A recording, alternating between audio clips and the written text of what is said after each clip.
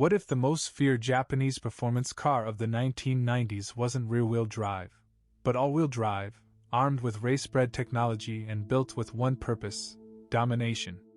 This is the Nissan GT-R R34. From the front, the R34 looks sharp, deliberate, and engineered rather than styled. The rectangular projector headlights give it a focused, almost intimidating expression. The hood features subtle venting designed to release heat from the twin-turbocharged engine beneath. The front bumper is wide and functional, channeling air directly into a large front-mounted intercooler. Nothing feels exaggerated. Every opening, every edge, every line serves a measurable purpose. Where some sports cars chase beauty, the R34 chases efficiency. Move to the side profile and the compact proportions become clear. The wheelbase is tight, giving the car a dense, muscular stance. Flared arches stretch over lightweight alloy wheels, emphasizing mechanical grip. The side skirts sit low, visually lowering the center of gravity. The roofline flows cleanly into a tall, adjustable rear wing that provides real aerodynamic downforce at speed. This is not decorative performance, it is calculated stability at high velocity. Step inside and the R34 reveals why it was ahead of its time. Deep, supportive bucket seats lock the driver into position. The dashboard layout is simple but purposeful, with clear analog gauges and tactile controls. But then there is the centerpiece. The multifunction display developed in collaboration with Polyphony Digital. In the late 1990s, this screen could show real-time boost pressure, throttle position, oil temperature, torque distribution, lap timing, and G-forces. It turned the cockpit into a data center. While most cars of that era focused on comfort features, the R34 focused on performance telemetry.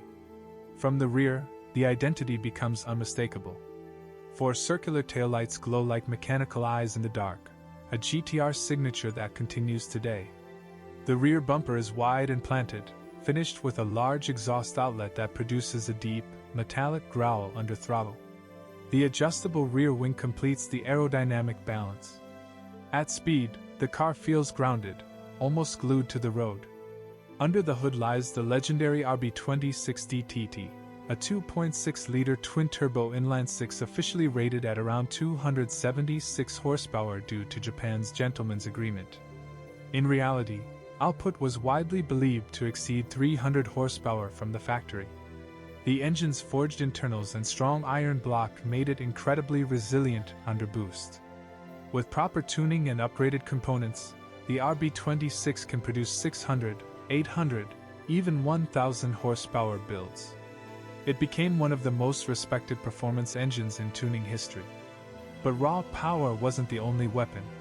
The R34's ATTESA E-TS Pro all-wheel drive system constantly monitored wheel slip and redistributed torque between front and rear axles in milliseconds.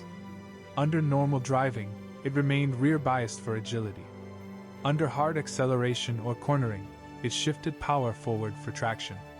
Combined with Super-HICAS four-wheel steering, the car achieved remarkable stability and precision through corners. It didn't just accelerate hard, it cornered with intelligence. 0 to 100 km per hour came in around 5 seconds. Top speed was electronically limited to 250 km per hour.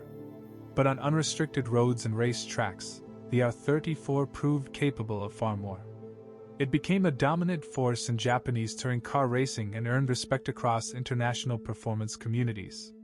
Culturally, the R34 exploded into global recognition after appearing in the Fast and the Furious franchise, cementing its status as one of the most desirable Japanese performance cars ever produced. Production numbers were limited, especially for special editions like the V-Spec and near models. Today, clean low-mileage examples command well over 6 figures, with rare variants reaching even higher valuations. The Nissan GT-R R34 was not built to impress with luxury. It was built to outperform. It combined brute turbocharged strength with advanced electronic control systems at a time when most competitors were still purely mechanical. It was a bridge between analog aggression and digital precision. It didn't just compete. It evolved the performance formula. And that is why the R34 is not simply a 90s sports car. It is the machine that earned the name Godzilla.